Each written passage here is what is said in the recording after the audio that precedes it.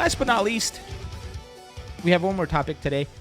So I'm going to send it to Elon on the bottom right, and he will give you the skinny on the EVO lineup and all the announcements that happened there. So Elon on the bottom, here you go. This is to you.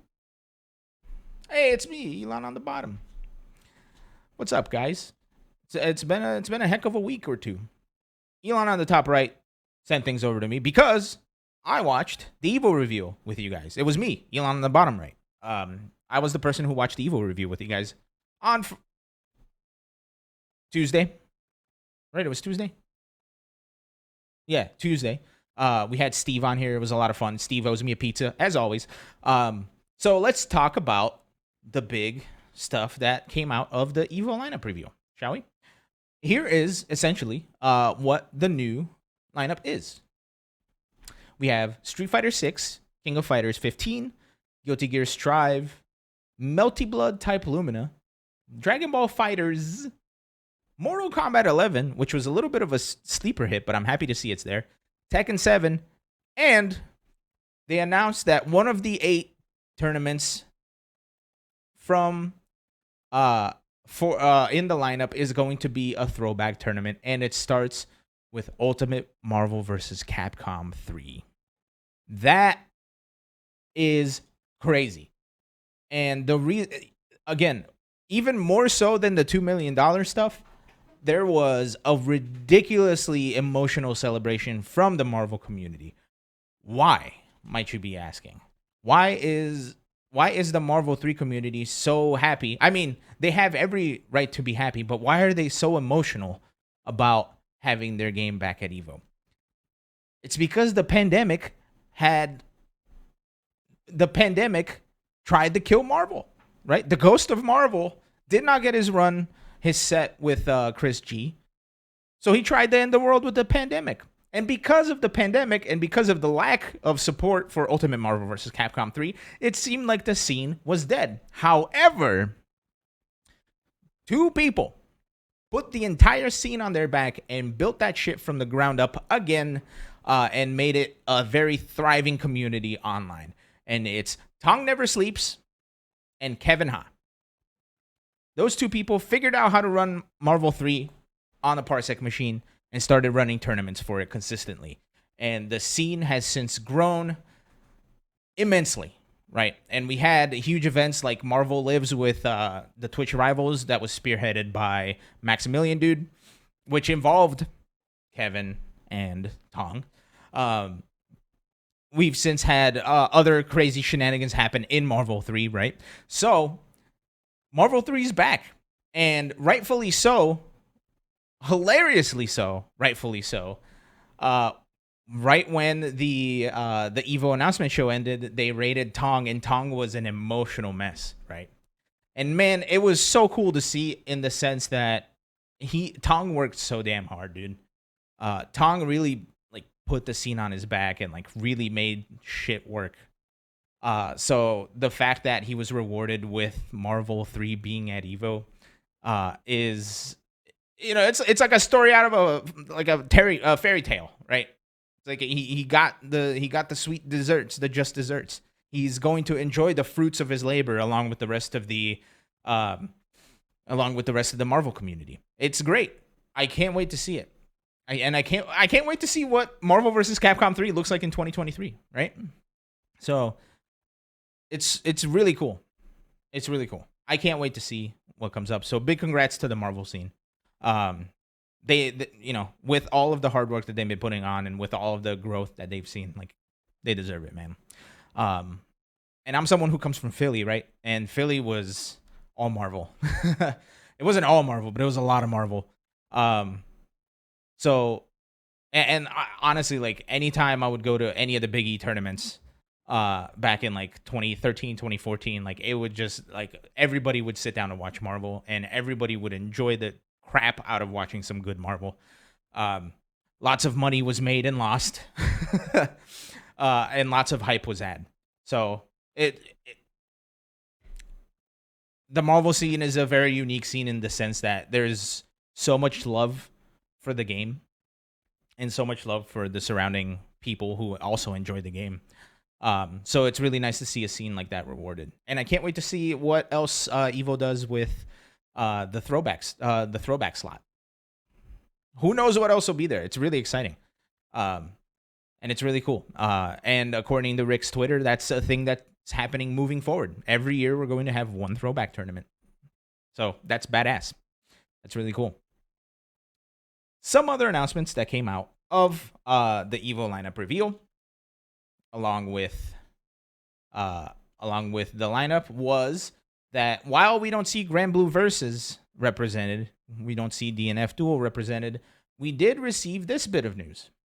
Grand Blue Fantasy versus Rising will have an open beta tournament at EVO 2023. So there will be a side tournament for Grand Blue Fantasy versus Rising. So we'll get to see some of that at EVO, which is pretty exciting. We saw that they have new sponsors. Chipotle is now a sponsor, which is great because Chipotle is a food that's known to have a high sodium content.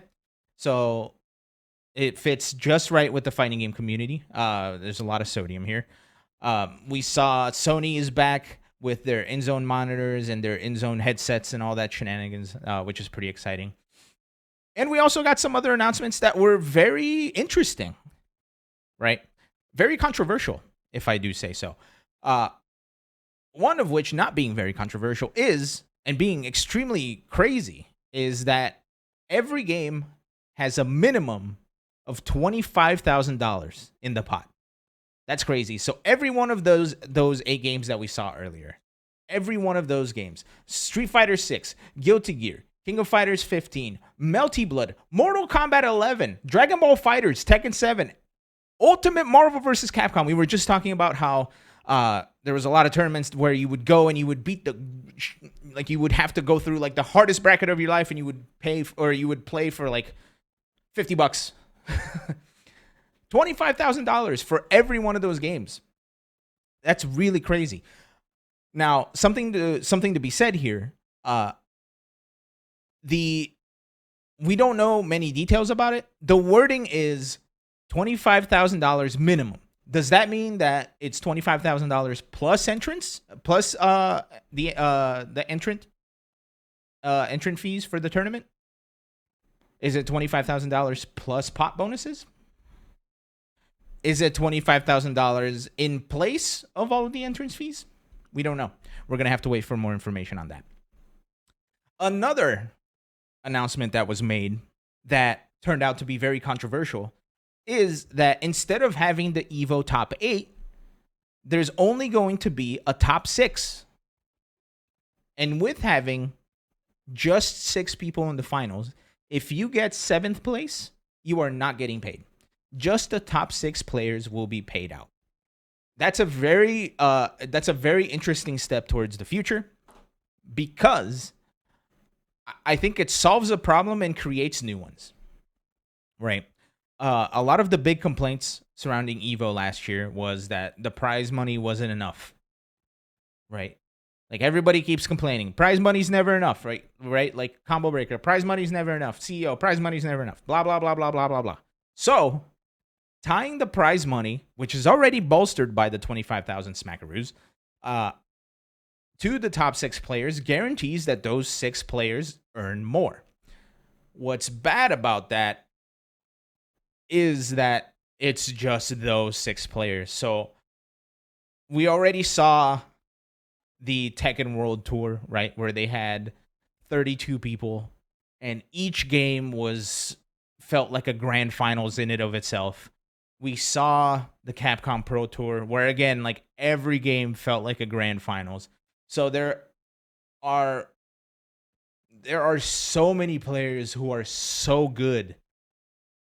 And right now, because we're coming from a top 8 thing, it feels like anybody below that top 6 is getting robbed of something, right? And it's just because that's getting taken away. That's the knee-jerk reaction I've had to it, right? With that said, I don't know how much of a big difference that's going to make. I'm interested to see how it turns out, because it's a change to something that I think has been like foundationally a part of the FGC, is top 8 at EVO. So I'm super curious to see how that's gonna go. Uh, a lot of people have been arguing that instead of narrowing down who earns money, we should be spreading it out more. But again, the big issue comes down to like everybody was complaining that they weren't getting enough prize money when they won. So now when they win, they're going to get a sizable chunk. And so will the rest of the top 6. I think that's a very creative way of dealing with that problem. But there's the other side, man. It's going to be hard. You're going to have to get to top 6. You're going to have to do even better than you've done in the past. Like top 8 just ain't going to cut it no more. So I don't know. It's a bit of a double-edged sword. But again, I'm so happy that Rick is okay with experimenting. Because I can't wait to see how this experiment goes, right? I remember when they experimented with the 3 people out of pools. When they had the 3 people out of pools experiment at EVO a couple years ago. And that became the norm, right? So... Also, I don't think it was just EVO. I think it started at Combo Breaker, then went to CEO, and then went to EVO. I think. I'm not 100% sure on that lore. Somebody will have to fact check me there. But I think it's very cool, and I think it's a good thing that they're down to experiment. Let's see how this plays out. Maybe this will solve all the problems, and the 7th, the people tied for 7th, will be okay. Maybe it'll create new problems. And then the year after that, I'm sure the crew and Rick will take care of it and try to find another creative solution. We won't... personally, I have no idea how this will shake out. And I think I can safely speak for all of us here, we won't know until we see it. So I think it's very important for us to like really check ourselves when we have knee-jerk reactions like that.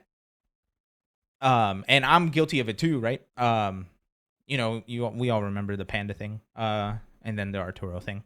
So it's very important for us to check ourselves when we have those knee-jerk reactions, before we wreck ourselves. And wrecking ourselves is extremely bad because we're already a small community as it is. So we really need to watch out for each other. So, all this just to say, let them cook. Right? That's been the new motto of Best of 5 is let them cook, and then we'll see what happens. So I'm excited. Either way, EVO is shaping up to be pretty cool.